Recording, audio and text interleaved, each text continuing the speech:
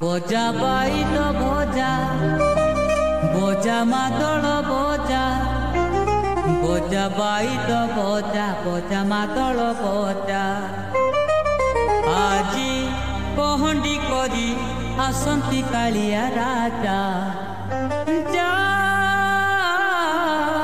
जा जा जा रथ गड़ी गड़ी जा बोजा बाई तो बोजा बोजा मातल बोजा बोजा बाई तो बोजा बोजा मातल बोजा जा जा जा जा रथ गड़ी गड़ी जा बोजा बाई तो बोजा बोजा मातल बोजा बोजा बाई तो बोजा बोजा मातल बोजा जा जा जा जा रथ गड़ी गड़ी जा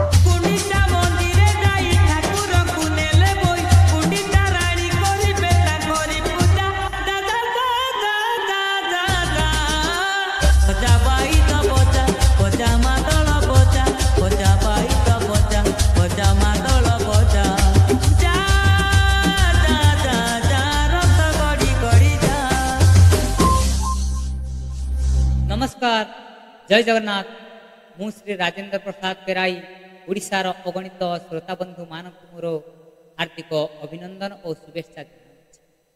आज श्री जगन्नाथ पदारबिंदर एक नूतन भक्तिपूत भजन एवं जनाण आपण मानकु भेटी देउछि।